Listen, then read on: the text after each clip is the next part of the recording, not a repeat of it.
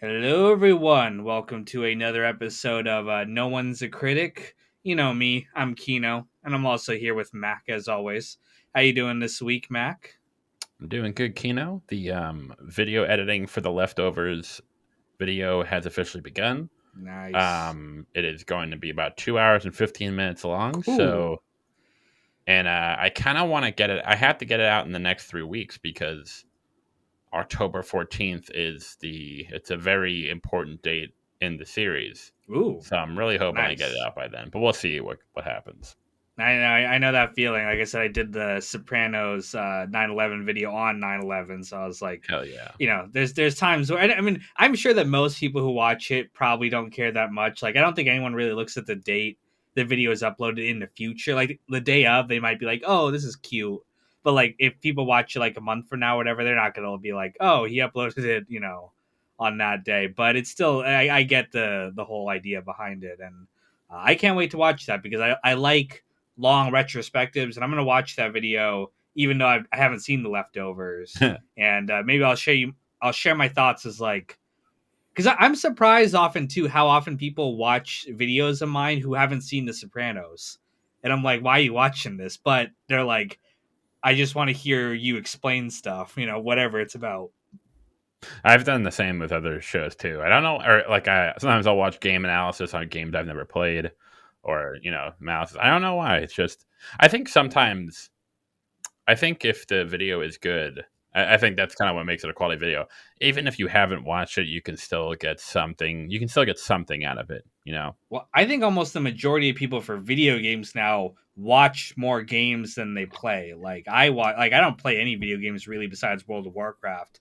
But I like watching other people make videos about games and talk about them. And I'm like, for some of them, like, oh, that looks cool, I'll buy it, and occasionally I will. But oftentimes, it's just entertaining as like just content. And yeah, I think we're in the same kind of vein with like people who maybe are not so much like maybe don't remember everything about a show and they're just getting caught up through our videos or some other thing. But I definitely think review as content has exploded as a genre here on YouTube. Absolutely. And yeah, even with video games for myself, like I played the shit out of Elden Ring, but when it comes to video games, it's kind of the same thing with movies and TV shows. I'm way more picky now. Like if someone's gonna take up my time, it has to be good. That's why a lot of people like they'll always ask, "Hey, are you gonna do a video on this movie or this show?" And I'm like, "No," because I'm not like, no, I'm not gonna watch She-Hulk. Like, no, stop it, stop asking me. Dude, yeah, people ask me that all the time on my streams. Like, when are you gonna watch this show? When are you gonna do that show? And I'm like, do you know how long my backlog is? I'm not even done with the Mad Men. I've got 3 more seasons of Mad Men to do, and then I have so many like critically acclaimed shows to get through. It's like I don't got time for this, fad show of the week type shit.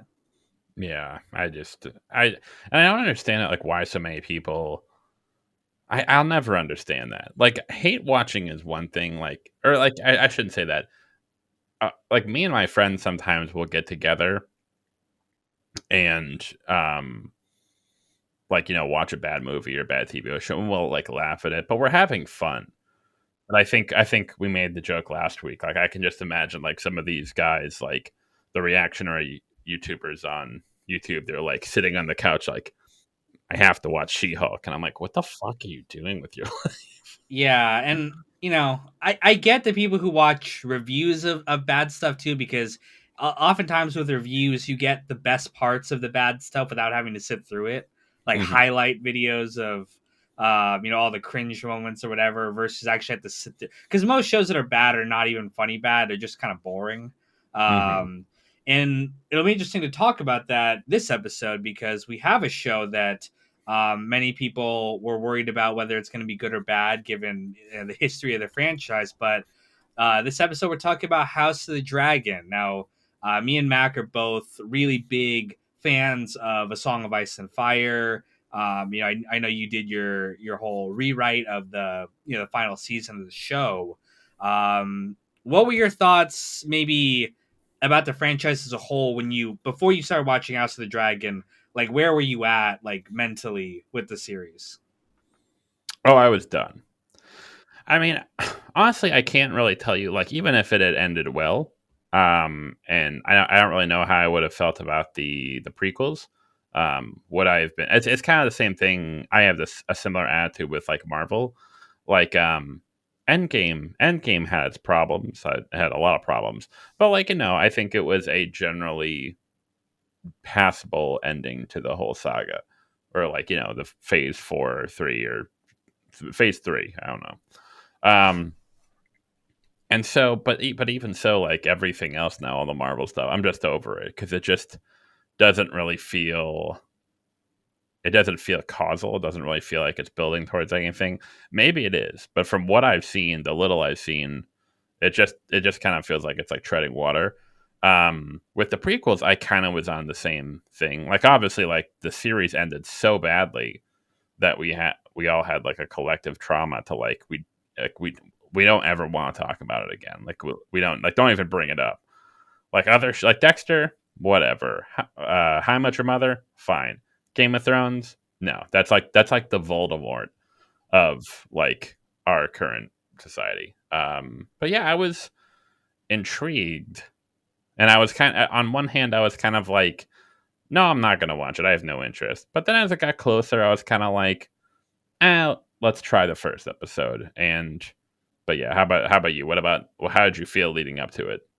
So, the ending of Game of Thrones obviously was not good for a lot of reasons. I felt like the series was starting to go to shit even as far back as like partly through season 4, but starting in season 5, I did not like the show.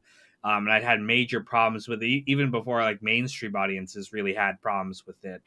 So I didn't hate the series or anything like that. I love the books. I still really love the books, and I cannot wait. Hopefully that one day we'll get the goddamn Winds of Winter. But so I was still invested in it, even though I wasn't like, I wasn't keeping up with the subreddit anymore. I was like, I'm done with this for a while, but I was ready to jump back into it. With House of the Dragon, when I heard about it, I was worried because I am familiar with the source material for House of the Dragon, and we're gonna spoil everything about House of the Dragon, both up to that current episode and future episodes discussing the books and how things turn Yes, out. we are. Yes, So we are. if you don't want any of that, feel free to stop listening.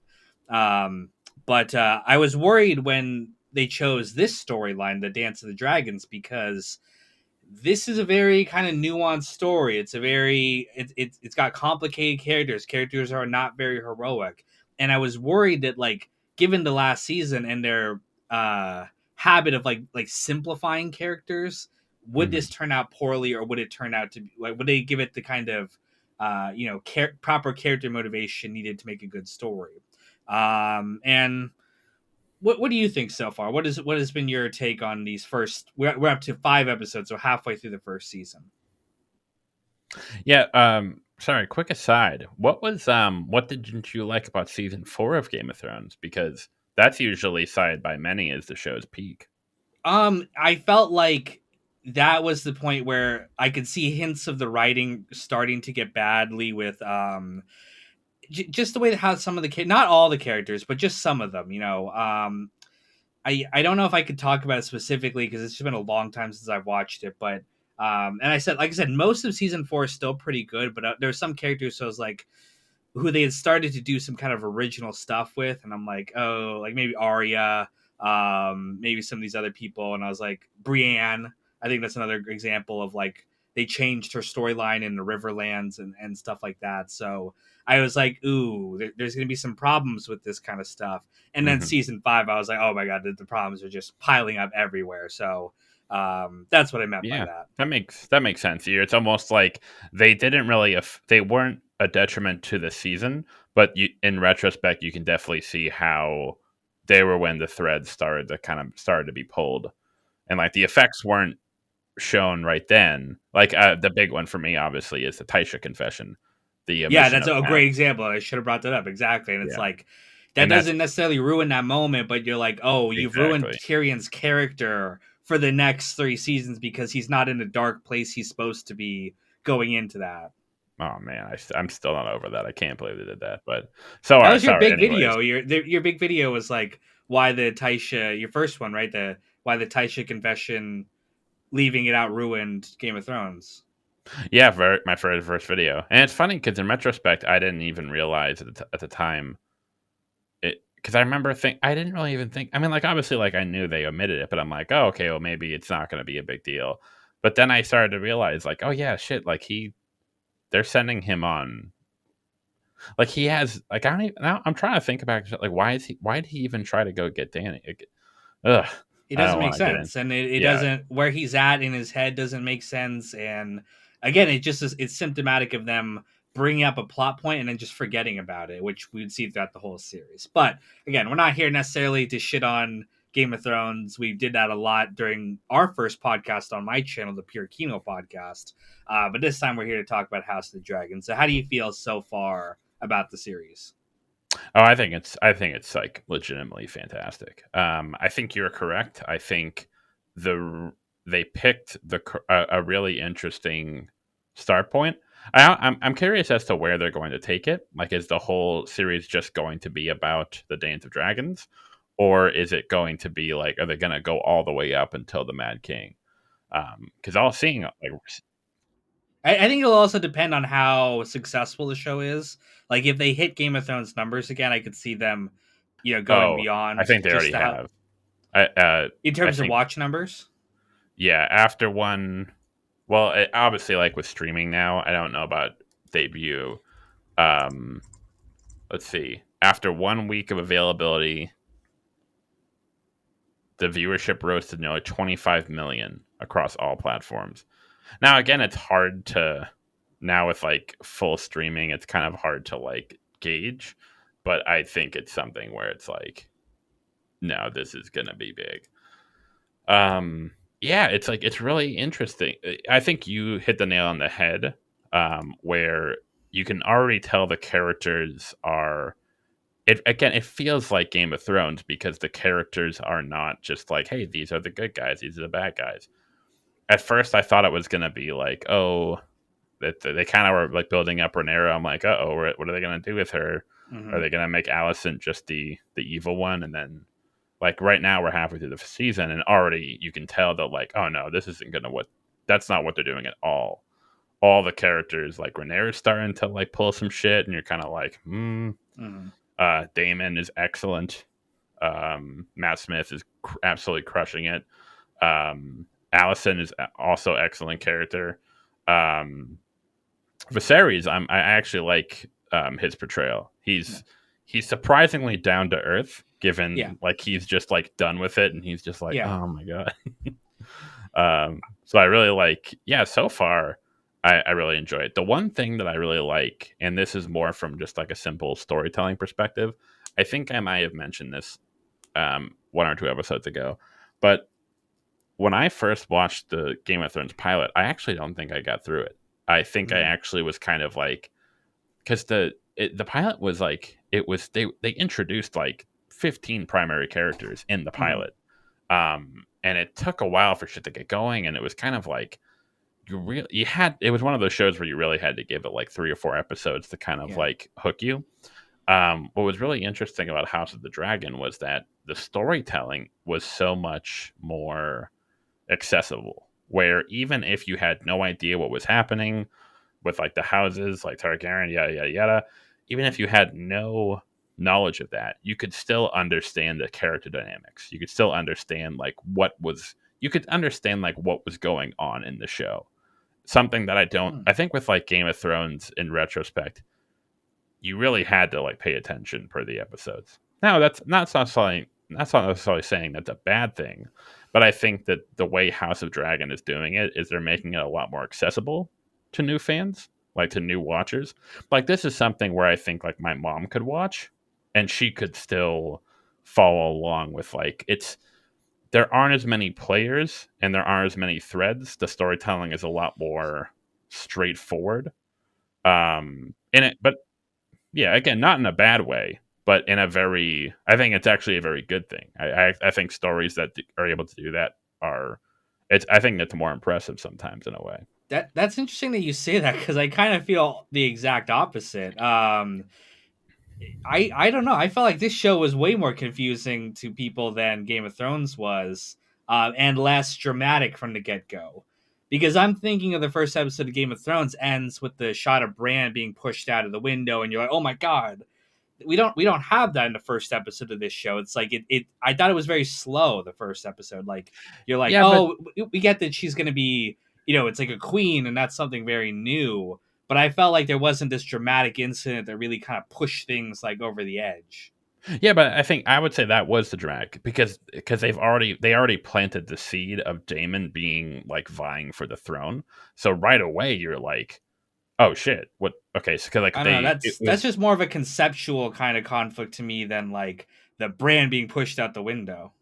Yeah, but I think that in a way, I think like that's almost like more cheap in a way. Like that's more like, whoa, like Maybe more cheap, but I felt like with for modern audiences, like that would be a more dramatic and exciting incident than the conflict over the throne kind of thing. I think that's a little more high concept. well, that's sort of like the interesting thing where it's like I think they took the best of both worlds. They were able to both like make the storytelling more accessible while also asking the audience to like, hey, like be patient. Like you don't have Yeah, to. And again, it's you're carrying over from the especially like nowadays. I think people yeah, are a bit more forgiving of that. Um, because like again, back I'm trying to think of like back when like Game of Thrones premiered. Um, like I'm thinking of like it was very like the brand note that you're talking about. It felt very like Breaking Bad in the sense of like every maybe. episode would end with like a huge cliffhanger, Yeah, and it's I and agree that's with that. great. That's not like a bad thing. But there are other shows that have done that where it feels very gimmicky, where it feels Yeah, very like you're only doing this to like try to get people to watch the next episode. yeah, With House of the Dragon, it was very, hey, this might not seem like you put it well. It isn't like a big like holy shit moment, but conceptually, this is the beginning of like a yeah. holy shit. This is going to grow into like a huge conflict down the line. Maybe. Again, I don't know if audiences are necessarily like are expected to pick that up, because even me, who's I know the history. I've read the actual books themselves, The Princess and the Queen and the Rogue Prince, which are the prequel books that these are based on. I haven't read Fire and Blood, the newest one that came out, but I'm familiar with a lot of this history. And even I found it hard to kind of ground myself in the story at times, because the way they jump forward in time, like very significantly, like a few years in between each episode, I was like, whoa, this is kind of throwing me for a loop. And it's a little bit the way they portray characters aging. Like the little girl Lena Valerian, the little black girl who Viserys is considering marrying before he marries Alicent, right? She's a little girl, and that's like kind of the conflict of that marriage proposal. He's like, "Ooh, am I really going to marry this child?" Hmm. She's now, by the fifth episode, she's like a grown woman. Like, she looks like she's 16 to 18. So a significant amount of time has changed, but like Rhaenyra has not aged at all. It is mentioned occasionally, like they're like, you've been searching for a husband for 2 years now. It's so I get that kind of detail, but from a visual storytelling standpoint, it kind of like makes my head spin sometimes. So like, where are we in the story? How much time has passed? And again, I can kind of follow it because I get the behind the scenes story, but I was worried that like, hey, if you're just a casual viewer not familiar with the lore of the series, you might be like, wait, why is the girl older now? Why is all this kind of happening? And I was worried I would turn people off. Yeah, I think that's like, but that's like chicken scraps. I think like someone like to some extent I can understand that. Like, oh, it might like be like a what's the word I'm looking for? Like an inconsistency or something, or like what's the word I'm looking for? A like a continuity error, something like that. But I think if someone is like that casual that they can't like pick it up within like a little bit, then they probably should. Like then like the fact that they got to like the fifth episode is like without understanding like what's even happening is that would seem like that's almost like too much of a if they because like I'm trying to think of like if they tried to make a concession there, it'd almost be like lowballing the series too much. Like you're playing to like the lowest common denominator viewer.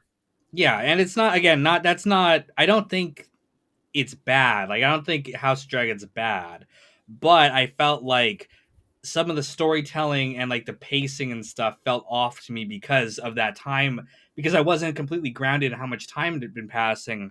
Some of the conflicts came off as not as impactful for me. A great example was Otto Hightower being dismissed as the Hand of the King, right? In the books, like he's constantly bringing up like Aegon, like make Aegon the heir. In this one, he only brings it up twice in like verbally on screen. Now, I think we're supposed to understand that like years have passed between episodes, and he probably has been like going on and on about this for a while, and that's why the king dismisses him, because he's lost perspective. But it doesn't have the same kind of weight and impact for me because we're not seeing it, because the story keeps jumping ahead. And I almost think that like I can kind of see the timeline in my head of where we're going to end up. We're going to end this season probably with the death of Viserys and the start of the war.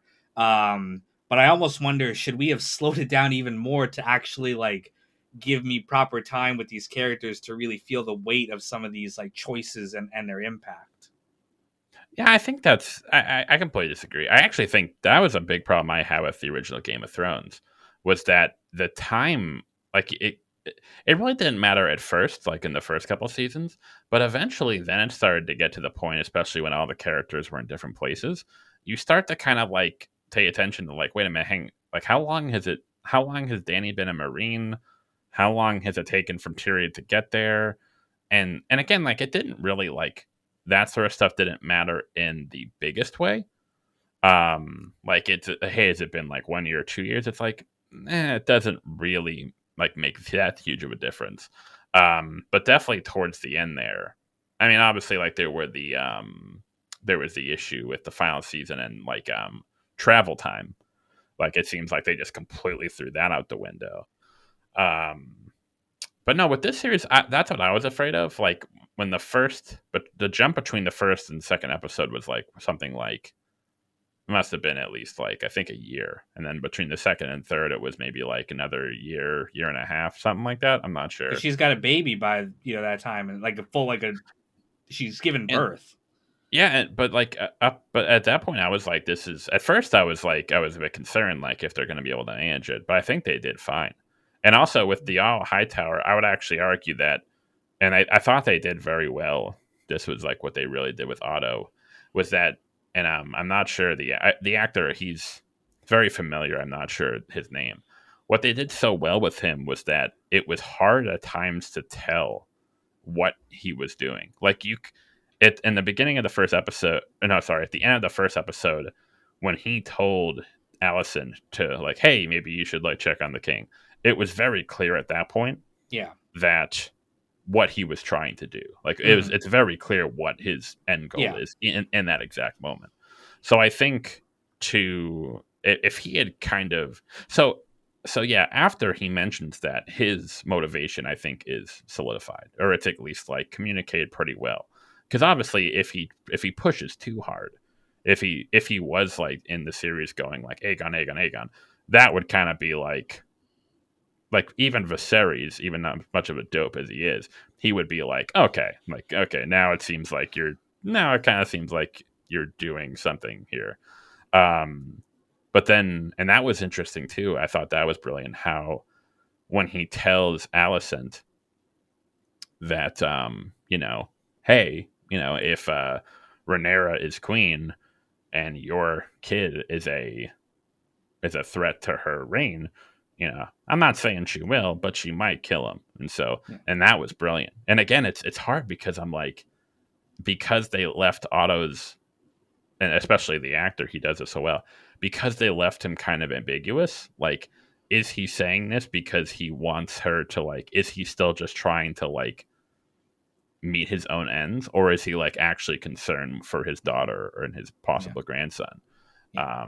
But yeah, I thought they did that very well. They Let were me. able to give. They gave.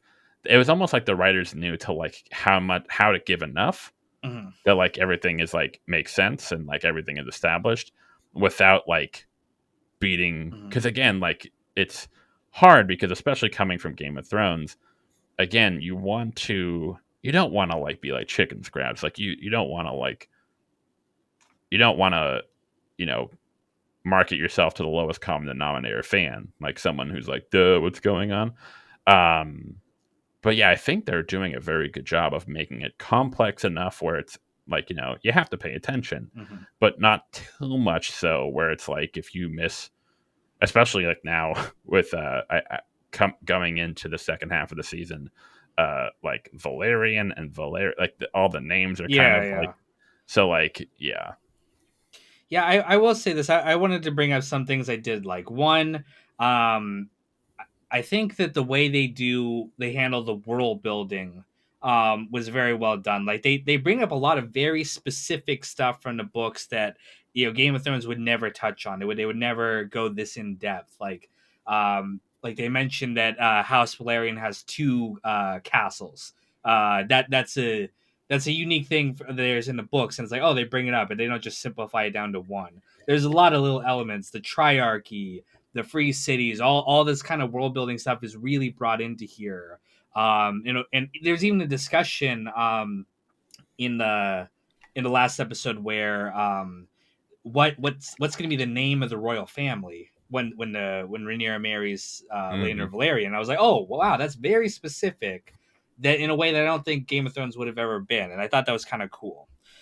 The converse to that is I felt like a lot of dialogue in this show, the more it has gone on, has been a little bit like not snappy, not like quick, like kind of like a little dopey almost. Like I'm thinking about the scene with when Otto Hightower's telling Viserys that Rhaenyra was in a whorehouse with Daemon, right?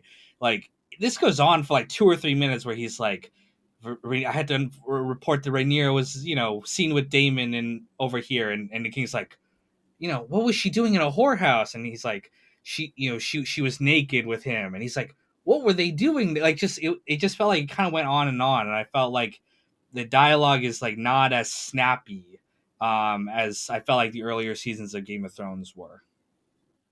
I didn't think that scene in particular. I thought that was fine because that scene was more about Damon. I think that was more of a scene where like Viserys was like during this. Obviously, like he's worried about Rhaenyra, of course, but he's in that scene. He's like fuming, and that's why. Because I think that's why like Otto didn't want to say it because he was like he knew that like because Damon comes back in the court and he's like, oh brother, like yeah, and then now he's like, hey, Viserys, because he was afraid that he was just gonna like pop off, maybe even at him.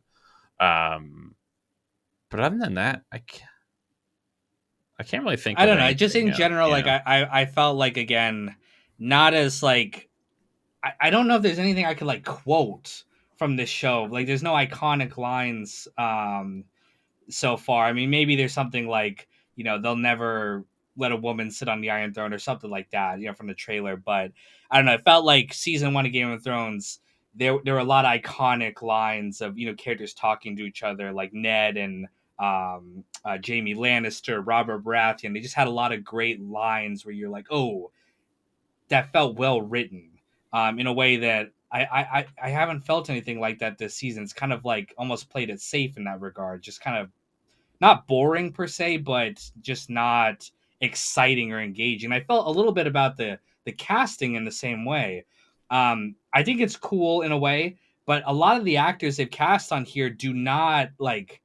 They look very plain. They don't like stand out in a way that the Game of Thrones original cast did.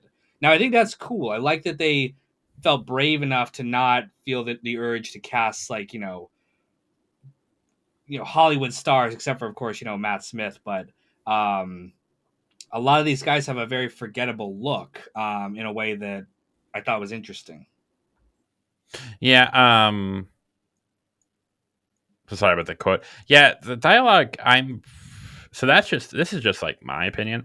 I think that like I think maybe like it wasn't maybe they didn't have as much snappy dialogue. I think that's probably simply due to the fact that like I don't think George R. Martin was not a writer on the show, That's is true. he? They did. I mean, most of the good dialogue was copied straight from the book, so that is true. And the books that these are based on are not like third person perspective books, so you just get the story. You don't get a lot of like actual dialogue. So they had to write their own original dialogue. They couldn't just copy it from the book. So that is a good point there.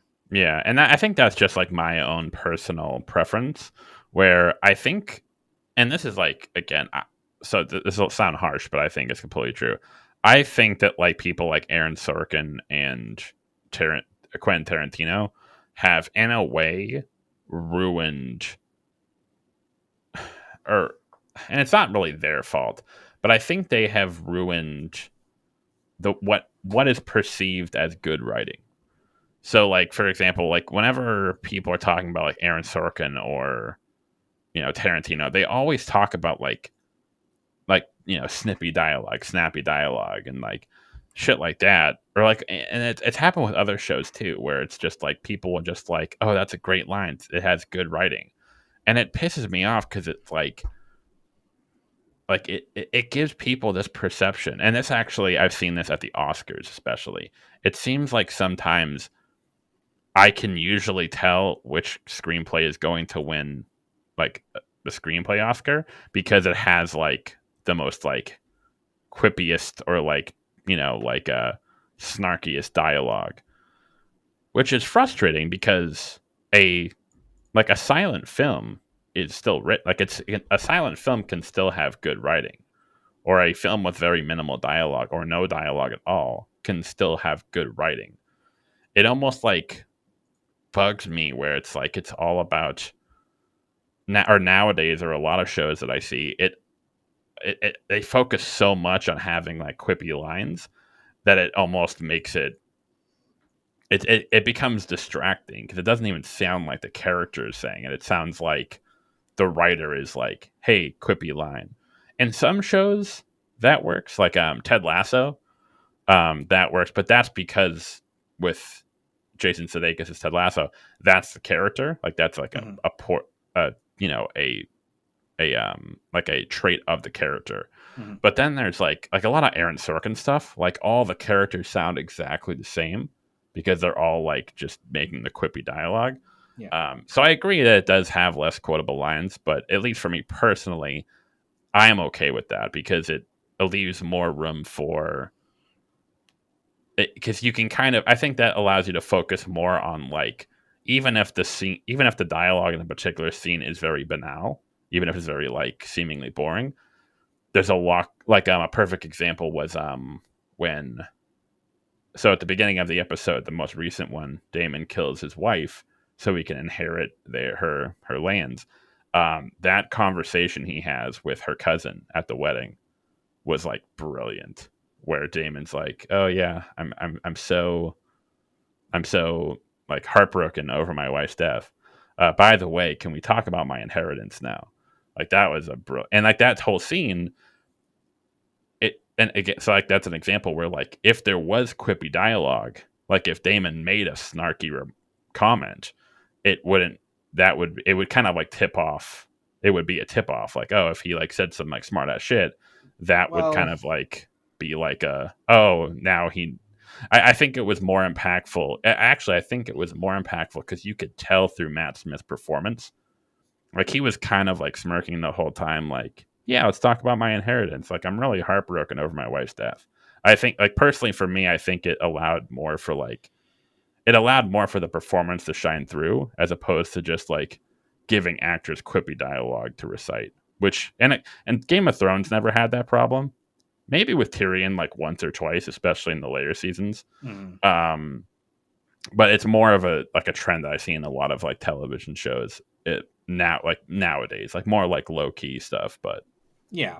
And again, I maybe it comes down to a difference of taste too. But I will say that the biggest thing that I've thought interesting about this show has been how they were going to handle the Rhaenyra conflict.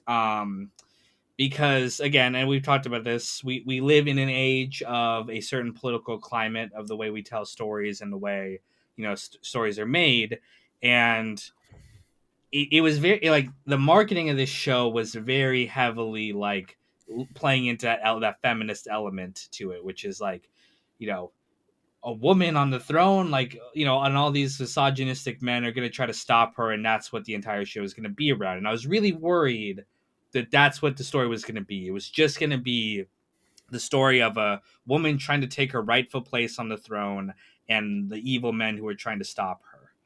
And Well, it kind of I is. I will, mean, it is her rightful place on the throne. well, that's debatable. I Yeah, don't but know if I agree with that 100%. she's the heir, though. Well, does Viserys have a right to upend the traditions of their people? That is a genuine cultural question that I think the books tackle.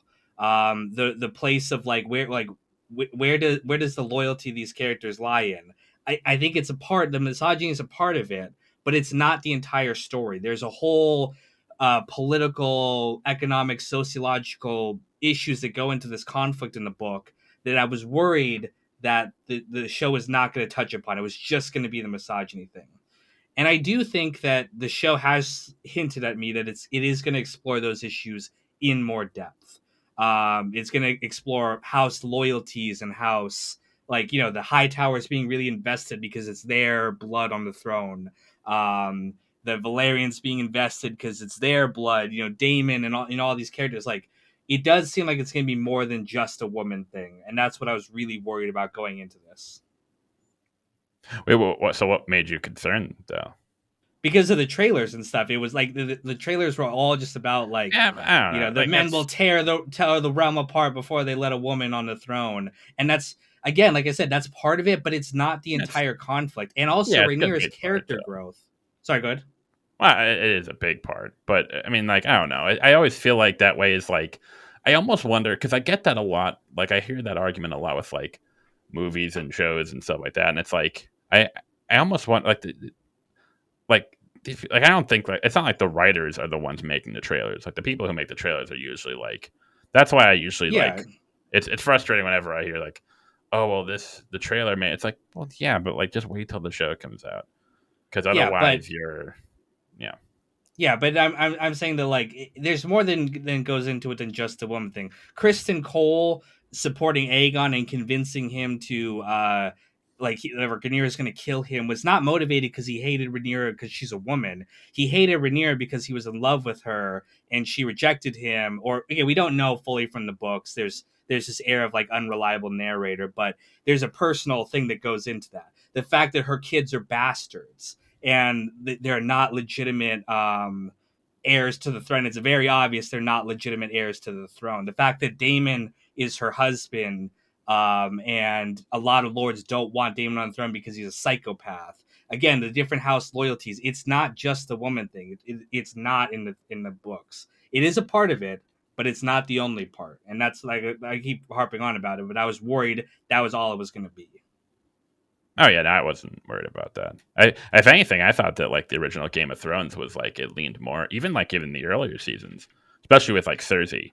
Um, I almost felt like that was a bit more on the not I should say on the nose. I almost feel like if like that storyline would be like well obviously like if they didn't realize what was going that where Cersei's character was going to go, or actually even some of the earlier Danny scenes.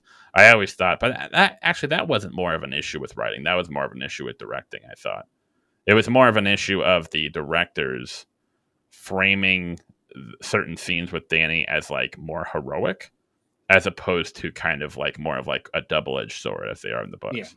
And the And double in that's, the books, they're more of just like, hey, Danny did this thing. How you feel about it is up to you. yeah. And again, it's hard not to because when you're making a television show, you Yeah. have to make it dramatic. You have to make it sort of like a Yeah. spectacle.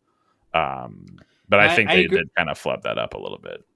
I agree with that, and I think Danny was also a big thing I was worried about, which was in the books. And again, this is spoilers, like we've been talking. Rhaenyra has a similar character trajectory as we see with Dany in the last season of Game of Thrones. She starts out kind of as a particularly likable and, mostly heroic character, but becomes worse and worse over time, becomes, crazy and tyrannical and evil almost by the end.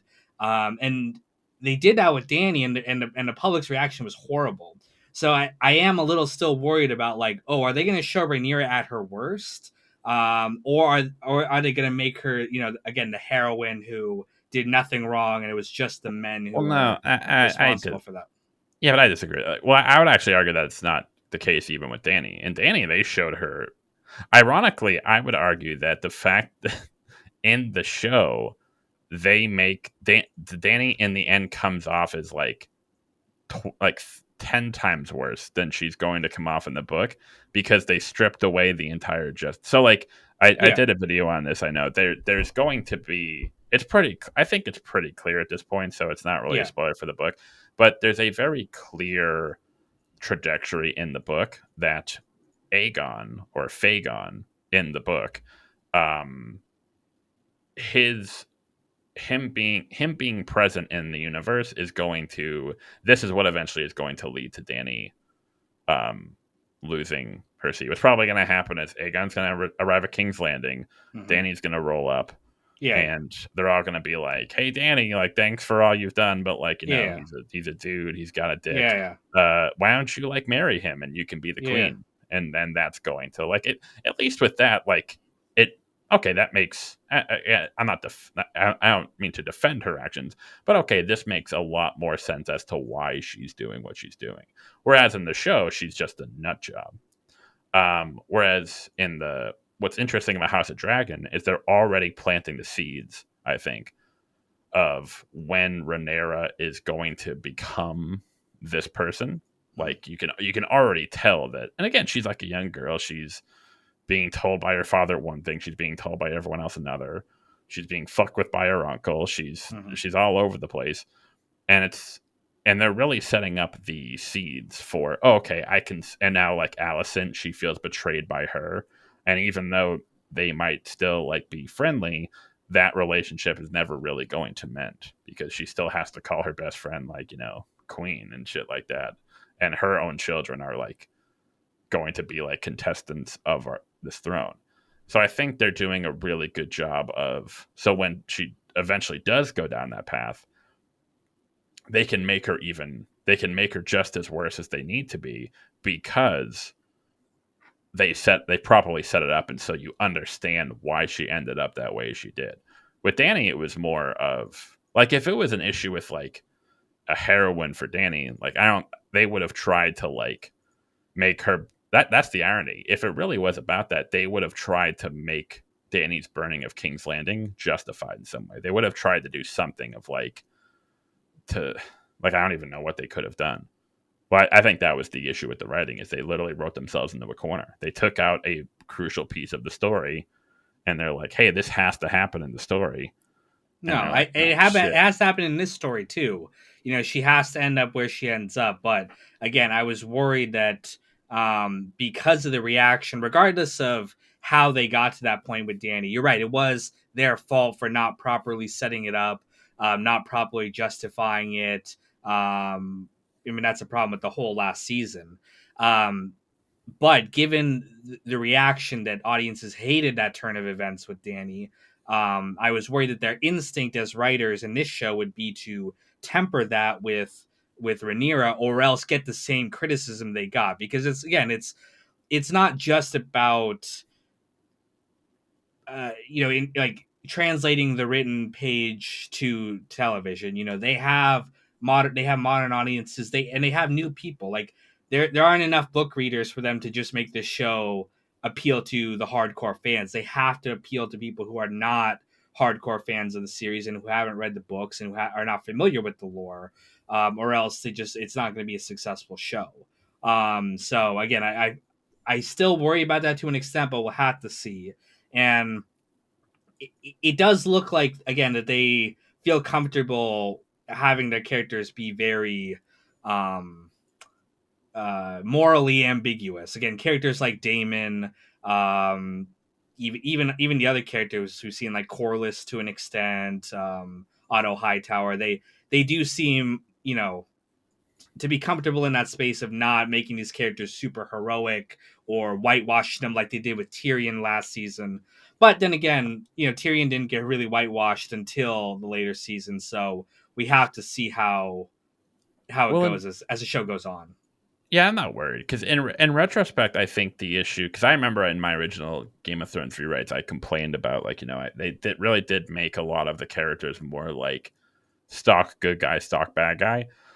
But in retrospect, I don't actually think that was like I don't think it was an instance of the writers because in the first 4 seasons it was basically the same as the book, and people like ate that shit up. Like they loved that shit. They loved Cersei and Jamie. They loved these characters where they were like they're good guys, but they're also kind of bad guys. And even Tyrion pulled some shit.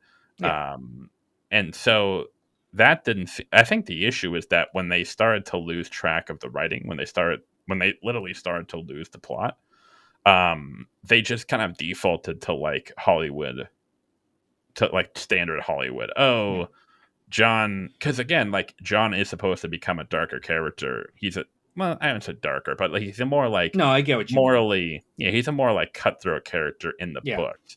Um, but then when they kind of lost track of like where he was going, because there is that scene where they try to set it up in season 5 where he when he executes Janos Slint Yeah. and like the camera zooms in, it's like, oh, he's like going in a darker direction now. Mm. But then after that, they just kind of like lost track of, and then they set him up against Ramsey, where it's like, Mm. well, I mean, like everyone's going to look like fucking Luke Skywalker against Ramsey. So yeah, So I'm not sure why you're not worried about that, given that this series has even less source material to work with than Game of Thrones did. Given that we know the story, we know the ending, but again, it's very much like conceptual. It's like history. They don't have like the beat by beat moments that the books, the Song of Ice and Fire books had. And so that is why I worry about it. And I don't know if I see hints of it yet, but I see it, like, it could be a possibility on the horizon where the writing turns to shit on this show the same way that it did with Game of Thrones. The more and more it goes on.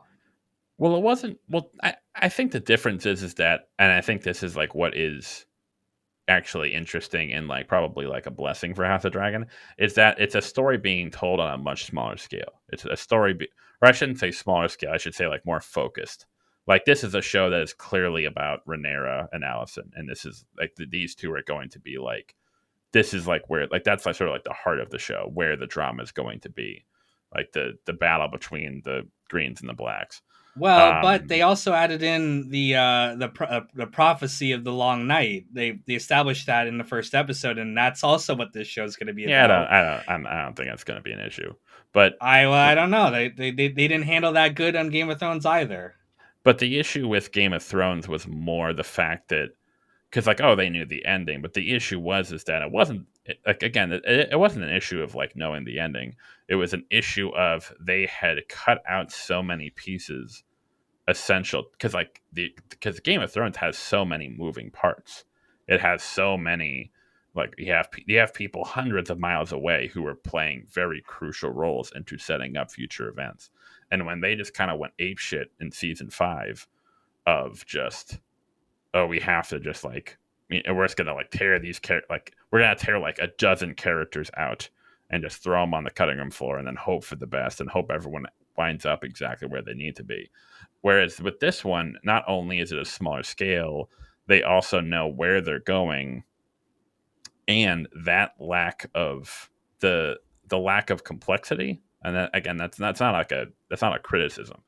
The more simplistic or sort of like more focused in plot between these two, even though there isn't as much to go off of, I think it allows them for a much more like think of it as like this is what happened to Game of Thrones is like you need to get from A to B, and then at some point they found themselves here, and they were like, oh fuck, and then they had to kind of like, eh. Whereas with this, it's like I think the word unless they like go complete ape shit, I don't think they're gonna go. They might go a little bit, but I I don't don't see know. how unless they start like adding in like major conflicts, unless they start adding in like or like just like making massive changes to the source material. I can't see that it ever getting to the point where they have to course correct that badly. I don't know. And I You're an think optimist. Well, no, I think it's more of an issue. I think it's the opposite, where it's because they saw just how badly it turned out with Game of Thrones. The writers are conversely being a lot more, okay, we need to be a lot more careful. We can't stray. And even you mentioned it before about you thinking that, like, hey, if they're playing it a bit safer, I think that's okay. Personally, I would rather that than like, hey, let's just go fucking ape shit and like talk about like wars happening across the narrow sea and we're gonna like tie them back in. I think, if anything, I think it might end up being a bit more simplistic, but I'm totally fine. I personally have no problem with that. I think that's another issue that I've seen a lot lately, where I think a lot of writers think complex means good, or they think like complexity is somehow like, oh, it's good writing. Not really. I think sometimes that can just be like a distracting. I think sometimes writing can just be, if it's just a single simple plot line and you're just telling it very, very well. No, I think that oftentimes is a lot better because I don't think audiences want a really complicated thing that they have to.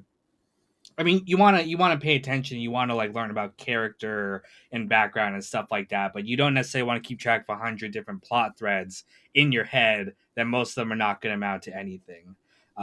So, like I said, I for so far, I mean, the show has not disappointed me. I don't think it's really wowed me in any kind of way.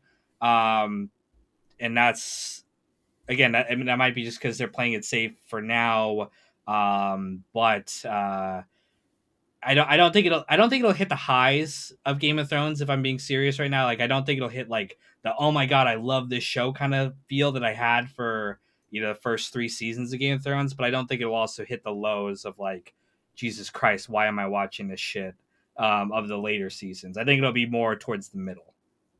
Well, I think I wonder if it will, because I mean, like already I've already seen. I think it's going to start to become like sort of like a somewhat, or at least from what I've heard for Better Call Saul, even though I've never seen the show. Already, I can see that there's so much. It's amazing how when I'm watching it, the writers have learned a lot of lessons from Game of Thrones. Well, one thing is like the cinematography is like unbelievably superior to Game of Thrones. Again, not that it was like bad in the original show, but like there's so much. It just feels like so much more intent with this show. It feels like they kind of the professionalism is a lot better, and that's actually something similar that I've heard between Breaking Bad and Better Call Saul. Whereas Better Call Saul, I mean, regardless of like your view on the writing and storytelling, the one universal thing I've heard is that the cinematography is a lot more refined in Better Call Saul. That's I haven't seen the show. That's what I've Yeah, heard, but at least yeah, from I'd what probably I've agree with gotten that. from what I've gotten from people is like just the staging, like because Breaking Bad did a lot of like interesting stuff, Mm-hmm. but there were times when you could kind of tell that they were sort of they were like it was almost like, hey, we're gonna do cool things to do cool Yeah, things, which is totally fine. But at least from what I've heard, is like Better Call Saul did it in a much more purposeful way. yeah, That's sort of like what I'm seeing with um, House of the Dragon. The cinematography isn't like it's not showing off. It's not like super up its own ass, but you can just tell, especially from like just watching clips of Game of Thrones, it's just a lot more. It's a lot more intent with the movements, and I think that is almost maybe a positive of having a simpler story. So you can sort of use the cinematography to enhance what's going on, even if the scene itself isn't like the interaction isn't yeah, as complex. You yeah. can then focus on, hey, now we can focus on because again, if it's like a huge, really big dramatic scene, and Mm-hmm. then on top of that, you have to think about like, oh, how's the camera gonna like? That's a lot, like that, like, ugh. But It's I think interesting you with brought this, it again. The comparison between Breaking Bad and Better Call Saul is interesting because I think of it very similar to how I think of it, like Game of Thrones. Again, just the good parts, like just the first 3 seasons of Game of Thrones, not the later half. But Mhm.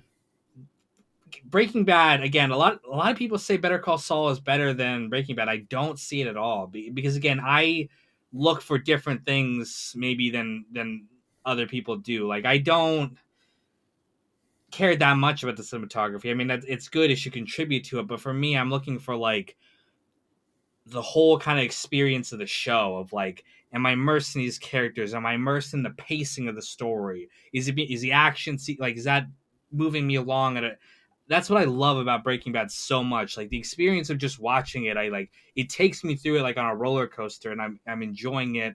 I don't necessarily care about the, all the nuance kind of stuff in there. I like it a lot, but to me the pacing of that show is just like phenomenal, like perfect. And I felt that way like a little bit more about, again, the first three seasons of Game of Thrones. Like the beats were moving me forward. Everything felt very intentional. It felt like it was all contributing towards one cohesive idea for the show. And I felt like Better Call Saul improved certain things. Like again, the cinematography was better. I think certain characters, again, maybe were more nuanced than Walter White was or Jesse Pinkman was, but those elements weren't as cohesive for me in the later seasons of Better Call Saul. And that's why, like, I told you, I got into fights with my audience of like, hey, I don't think these beats are like necessarily working because they're not working in tandem with the plot moving forward, with where the characters are supposed to be, all that kind of stuff. And so I wonder, again, because these first five episodes have not been terrible, they've not been bad, but they've not blown me away again like Game of Thrones or Breaking Bad did. I wonder if that will be true. Like again, the Better Call Saul comparison will be true of this show as well. But we will have to see. We're only halfway through the first season. We have no idea how they're gonna wrap things up or what they're gonna change going into next season. Shows evolve over time depending on the writers, depending on audience reactions, depending on a million things. So, it's impossible to say where the series is going to go. Yeah, I will say it is hard though, like just in general, to compare them because it's hard because like I've rewatched a lot of some Breaking Bad clips and some what's what I'm looking for, like episodes and whatnot. Something I will say is that it does not. I personally don't think it holds up as well. Like I think like in terms of like the story, the what am I looking for? The pacing, absolutely. The sort of like the tension, absolutely. And I think it was wildly original for its time. But rewatching it, it does. I am a bit surprised almost by just how um I don't not it's amateur is not the right word. That is not the right word. More what's what I'm looking for? More rough around the edges. Like there were many times, especially like I mean, I've always said like I'm not a big fan of the last season of Breaking Bad at all. I think that was really where the show sort of, I think the writers kind of lost track of like what the show was supposed to be about. But um, even earlier, some of the dialogue was sort of it felt very stilted. It felt very like almost overly on the nose to try and now again it didn't feel that way because that tension was done so well, but rewatching it, it's like once you know where it all goes, it's hard because it's like the reason it's hard to kind of compare it is because there's there's watching Breaking Bad for your first time, and then it's hard to like relive that experience. I'm trying to think of like something comparable, but yeah, and like that's sort of a similar issue I have with Game of Thrones, where when Game of Thrones aired, that this was unlike it was hard because like this was something we've never seen before. This is something this was literally like nothing like this was on this scale was on television. So every episode, even if it wasn't the best, even if it was did kind of feel like filler, it was still like holy shit, like this is like event television, like this is awesome. Um and I'm sure like if I went back and watched Game of Thrones, which I probably will never do because I just can't stomach it, I probably could pick out a lot of stuff that in retrospect, I'm like, oh yeah, this is kind of rough around the edges. Oh yeah, this kind of. And again, that's not like a slight against it. Again, these two shows were revolutionary for their time. Um, but at least with House of Dragon, what I'm seeing is that they're, at least for my opinion, they're really taking all the best. You can tell that they took the strengths from Game of Thrones and like kind of refine them. And again, at least from what I've heard from Better Call Saul, is that's what I've heard from Better Call Saul too, is that it's a show where you really have to, like, if Breaking Bad was a show where you have to really like get past like the second or third episode to kind of really let it grab you. From what I've heard, Better Call Saul is like you have to get like what, like a full season maybe to, because at least from what I've heard, it goes very slow. It does, and again, this maybe not be. This is probably not the best venue to discuss both of those shows because we're supposed to be talking about House of Dragon. But again, I think I look for, again, different things. Like I said, I like pacing is like the number one thing I look for. I don't, on almost anything else can be bad, but if the pacing is really well done, then I will like the thing because I just view it as like my experience watching it from start to finish, like almost like a song. It's like I don't care about the words so much as do, like, am I enjoying my time from start to finish of an episode. But again, like I said, I don't want to come off. I feel like I've taken like a devil's advocate opinion on you on this episode. We've disagreed, I think, about most things about this show so far, but I do think we are in agreement that I do want to keep watching it. Like, I do like the show. I think a lot of things are really well done, and it's exciting for me to see where the series is going to go, and it's also exciting as a fan of A Song of Ice and Fire to see it get new light. I mean, there's talk of like a Jon Snow spinoff, which I'm like, what are you I gonna have do I fucking I have there? no interest in that one. I What can the tell you fuck are that. you gonna do with it? Like, just north of with the wildlings? But again, I mean, it speaks to Maybe the success of the series. maybe they'll try to like retroactively add some lore to the White Walkers. I don't know. Maybe I because mean, they didn't. They were I, gonna originally do the Long Night spinoff, and they never ended up doing it. And I was a little bit worried when they brought up the prophecy of the Song of Ice and Fire here. Is like, is this going to be like The Hobbit, where it's like, oh, we just kind of tacked on some Sauron lore, but it's not really going to go anywhere, kind of mm, thing, to this show, or maybe they're going to address it in the Jon Snow spinoff if it happens. But I because that's really the big piece that's been left, like, we know almost everything that's going to happen in Game of Thrones or the Song of Ice and Fire books, but we do not really know yet what's going to happen with the White Walkers because it ain't going to be what we saw on Game of Thrones. It ain't going to be fucking Arya stabbing the Night King to death. Like, it's going to be something different than that. yeah. Also, just to go back, I think one thing that we can, because you were kind of mentioning like you were a bit worried about like the feminine, like the girl boss sort of stuff. I feel like that was one good thing about Game of Thrones was that even after it ended so badly, Game of Thrones, it was the one show that was like free from that, or for the Oh, most no, no, part. no, no, no, no, no, brother. No, you're dead wrong on that. What? It absolutely had girl boss elements No. I'm in the last saying, season.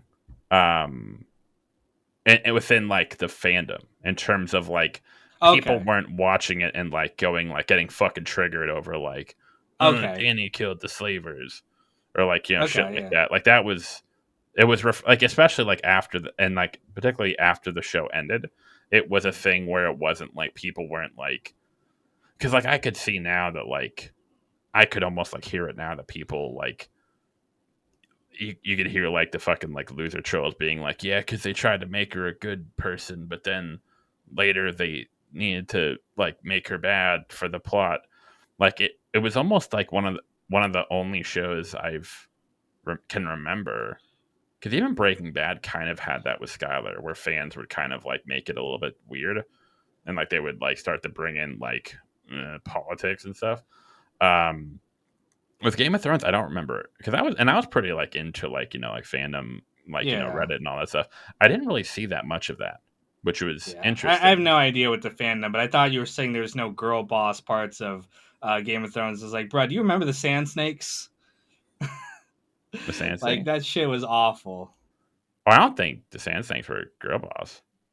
Oh, yes, they were. Dude, when she stabs Martell, she's like, weak men will never rule Dorne again. Like, fuck the Sand Snakes arc. They Yeah, but I kill they thought kill his cousin for no fucking reason. yeah, but that was like more of an issue with like the show, like because like I don't even know if I couldn't even tell if the show wanted them to be villains or not. That was No, what was I mean weird.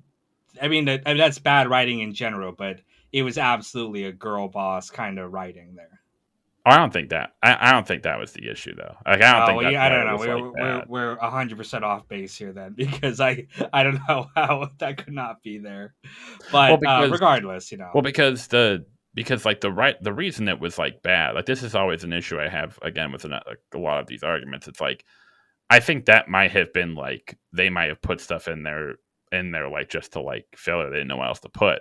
But as for like why the storyline was bad, because like again, like if it was like more of like a girl boss agenda, it would seem like it would they would almost try to like frame what they were doing as like a good thing. Like they were trying to like give a positive spin. Like no, they're trying to kill Marcella for like some sort of like political reason or some sort of like feminist reason. And that's what made season 5 so weird was that are are you guys trying to frame the Sand Snakes as villains? Because it really seems like you're trying to frame them as villains. And then in season 6, you didn't know what to do with them, and they betrayed Durand, and it's like, are you still trying to frame them as bad guys? Like it was that plotline was so bad. It was like they had just completely lost. Well, It, no, I it mean went like it's the writing was awful for it went many like reasons. off the rails.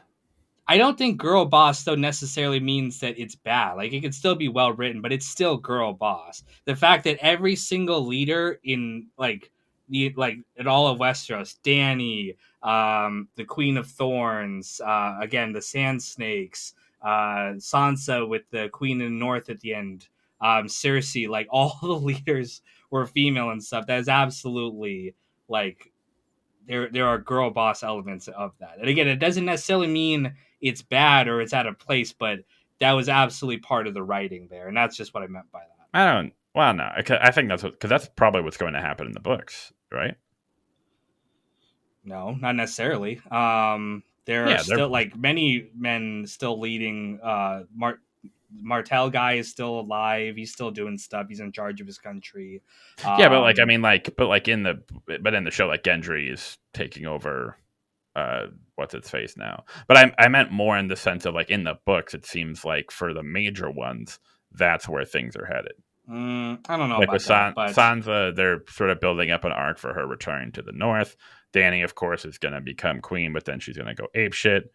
Um, again, I don't know. I mean, it's up for interpretation of how they're going to handle that. But again, I think that despite our disagreements on where what about this show specifically, I like I said, I think we are still both into it and into the into the series as a whole. Like I think the Song of Ice and Fire series is worth exploring still in these new shows. I'm excited to see what comes out of it, and I'm really fucking hoping we get the goddamn book someday because the book will settle a lot of arguments and discussions. So fucking George R. R. Martin, get off your ass and goddamn write that piece of shit. yeah, he'll come around. We'll get it eventually when we have grandkids and whatnot. Exactly. So, anyway, I know we're over our time. Thank you for doing this, and we have an announcement. So, we are going to be doing the movie club idea. So, next episode, we are going to talk about Fight Club. I know I'm breaking the first rule here by talking about it, but so if you want to watch that alongside us and participate in the discussion in the comments and stuff. Go watch Fight Club. I don't know if we have a set date. Maybe we'll put the date of when the next episode is going to come out in the pinned comment of this video, so you can know when you need to watch the movie by. But go check it out if you haven't seen it, or rewatch it again if you haven't seen it in a while. And we're gonna have fun talking about it. Hell yeah. And then we'll let you guys know when that's going to be coming up. But just make sure watch it preemptively if you need to give it a rewatch. And then that way you'll have some more context for when we discuss it.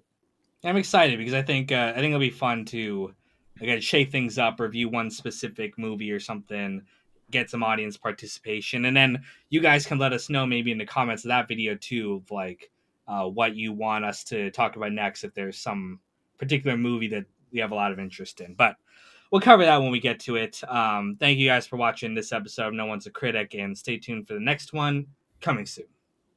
Good night, y'all.